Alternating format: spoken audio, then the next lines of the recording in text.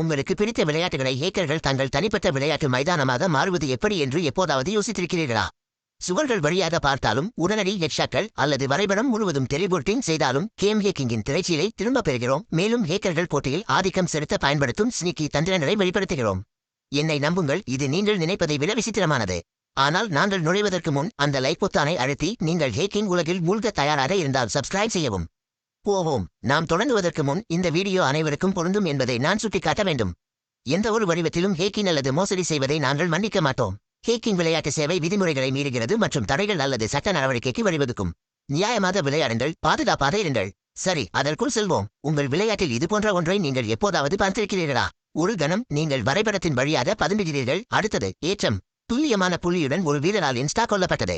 அது திறமை மட்டுமல்ல, அது வேலையில் குறியீடு உட்செலுத்துதல். இது அங்குள்ள மிகவும் சக்தி வாய்ந்த ஹேக்குகளில் ஒன்றாகும். ஆனால் நிஜத்தில் அது எவ்வாறு செயல்படுகிறது?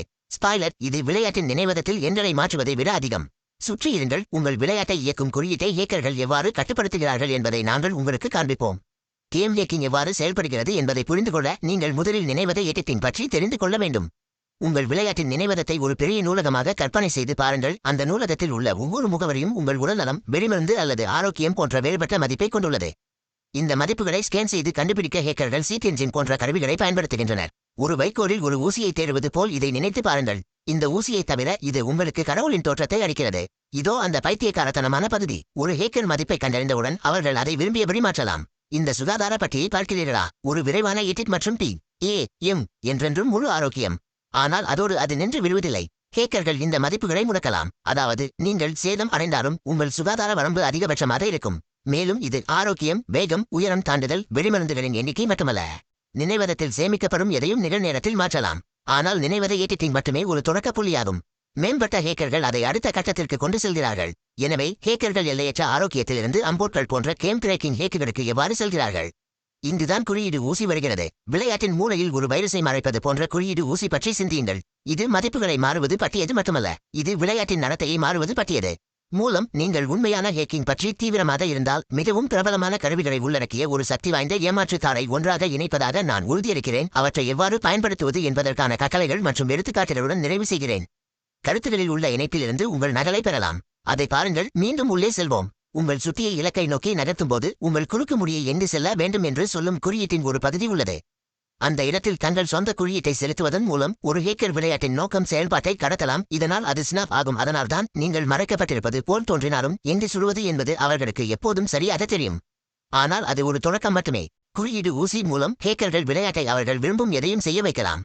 சுவர்கள் வழியாக பறக்கவும், வரைபடம் முழுவதும் டெலிபோர்ட் செய்யவும் அல்லது விளையாட்டு உலகில் உள்ள பொருட்களை நீக்கவும். மோதல் கண்டறிதலை முடக்கி சுவர்கள் வழியாக நேராக நடந்து செல்வதை கற்பனை செய்து பாருங்கள். பைத்தியம் இல்லையா? ஆனால் அது இன்னும் இழுபறியாக உள்ளது.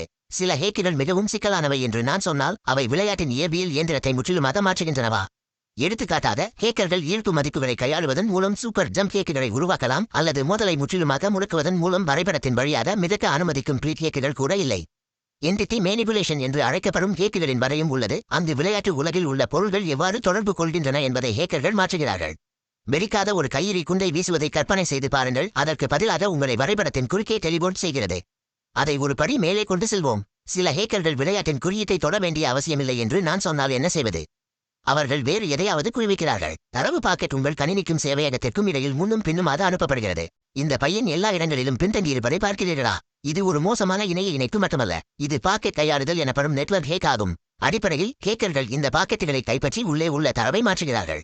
உதாரணமாக, நீங்கள் அவர்களை சுடுகிறீர்கள் என்று வைத்துக் கொள்வோம். பொதுவாக நீங்கள் ஒரு ஷாட்டை சுட்டீர்கள் என்று பாக்கெட் சர்வரிடம் சொல்லும். ஆனால் பாக்கெட் கையாளுதலுடன் உங்கள் ஷாட் சேவையகத்தை அடைவதற்கு முன்பு ஹேக்கர் அதை அழித்து விடுகிறார். உங்களை பொறுத்தவரை உங்கள் தோட்டாக்கள் அவற்றின் வழியாக சென்றதாக தெரிகிறது. மேலும் இது இத்தோடு முடிந்த பாடாகவும் இல்லை. சில ஹேக்கர்கள் சேவையகத்தை மிகைப்படுத்த பாக்கெட் ஃபரிங்கை பயன்படுத்துகிறார்கள். இது தங்களை தவிர மற்ற அனைவருக்கும் பின்னடைவை உருவாக்குகிறது. அல்லது அவர்கள் மற்ற வீரர்களைப் போல ஆள்மாறாட்டம் செய்ய பாக்கெட் ஸ்பூஃபிங்கை பயன்படுத்துகிறார்கள். இதனால் வேறு யாராவது ஏமாற்றுவது போல் தெரிகிறது.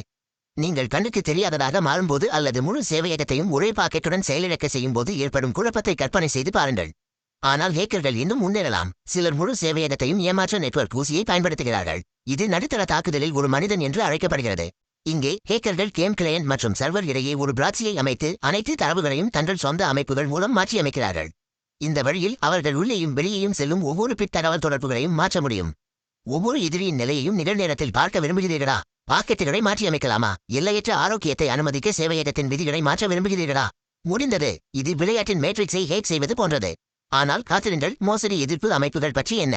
வால்வ் மற்றும் ராயட் கேம்ஸ் போன்ற நிறுவனங்கள் மில்லியன் கணக்கான டாலர்களை செலவிட்டு பாட்டல் ஆய் மற்றும் வாங்கார்ட் போன்ற மோசடி தடுப்பு மென்பொருளை வைத்திருக்க மேம்பட்ட நுட்பங்களை பயன்படுத்தி ஏக்கர்களை பிடிக்க முயற்சிக்கின்றன. அவர்கள் விளையாட்டின் நினைவகத்தை கண்காணிக்கிறார்கள், அறியப்பட்ட மோசடி கையொப்பங்களை ஸ்கேன் செய்கிறார்கள், மேலும் நீங்கள் பல சரியான ஹெட்ஷாட்களை மிக விரைவாக தரையிறக்குகிறீர்கள் என்றால் உங்கள் நடத்தை முறைகளை பார்க்கிறார்கள். ஆனால் இங்குதான் சூட்சமம் ஏற்படுகிறது. சில மோசடி எதிர்ப்பு அமைப்புகள் இப்போது ஒரு வீரர் எப்போது ஏமாற்றலாம் என்பதை கணிக்க இயந்திர கற்றலை பயன்படுத்துகின்றன. ஹேக் இதற்கு முன்பு காணப்படவில்லை என்றாலும் கூட வெறித்தனமான பாதுகாப்புகளில் ஒன்று ஒருமைப்பாடு சோதனை என்று அழைக்கப்படுகிறது. இங்கே மோசடி எதிர்ப்பு அமைப்பு விளையாட்டின் கோப்புகள், நினைவகம் மற்றும் கர்னல் நிலை செயல்முறைகளை கூட எதுவும் மாற்றப்படவில்லை என்பதை உறுதிப்படுத்த தொடர்ந்து சரிபார்க்கிறது. ஒரு பைக் கூட இடம் இல்லாமல் இருந்தால் உங்கள் கொடி. இது விளையாட்டின் குறியீட்டின் ஒவ்வொரு கூடத்திலும் ரோந்து செல்லும் ஒரு பாதுகாப்பு காவலர் போன்றது. 24.7.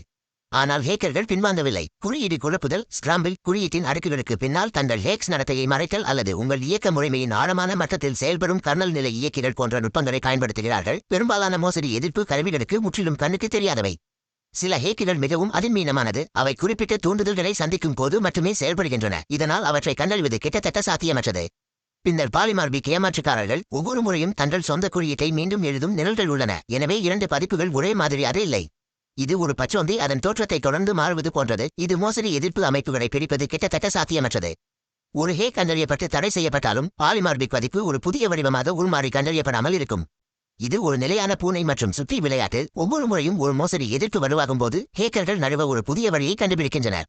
தனியார் ஹேக்குகள் கூட உள்ளன. தனிப்பயனாக்கப்பட்ட ஏமாற்றுக்காரர்கள் ஒரு சில பயனர்களுக்கு விற்கப்படுகிறார்கள். அவற்றை கண்டுபிடிப்பது மிகவும் கடினம், ஏனெனில் அவை ஒருபோதும் பகிரப்படுவதில்லை. இந்த விஷயங்களுக்கு ஒரு முழு நிலத்தடி பொருளாதாரம் உள்ளது. சில ஹேக்கர்கள் சந்தா மாதிரிகளுடன் ஏமாற்றுக்காரர்களை விற்கிறார்கள். கண்டறியப்படாத ஹேக்குகளுக்கான அணுகலுக்கான மாதாந்திர கட்டணம். ஏமாற்றுக்காரர் எப்போதாவது கண்டறியப்பட்டால் புதுப்பிப்புகள் மற்றும் ஆதரவுடன் முடிக்கவும். இது நடைமுறையில் ஒரு நிழல் தொழில். எனவே எடுத்துச் செல்வது என்ன? கேம் ஹேக்கிங் என்பது பின்னணியில் மாறும் ஒரு சில எண்களை விட அதிகம். இது தொலைநோக்கு பார்வையின் மீது ஒரு முழு போர். டெவலப்பர்கள் மற்றும் ஹேக்கர்கள் இடையே எளிய நினைவக திருத்தங்கள் முதல் ஆழமான கர்னல் அளவிலான சுரண்டல்கள் வரை இது ஒரு கவர்ச்சிகரமான ஆனால் ஆபத்தான உலகம். நீங்கள் ஒரு தொழில்நுட்ப கண்ணோட்டத்தில் ஹேக்கிங்கில் ஆர்வமாக இருந்தால் சைபர் பாதுகாப்பு அல்லது கேம் மேம்பாட்டில் கவனம் செலுத்துங்கள். விதிகளை மீறாமல் நீங்கள் கற்றுக்கொள்ள நிறைய இருக்கிறது.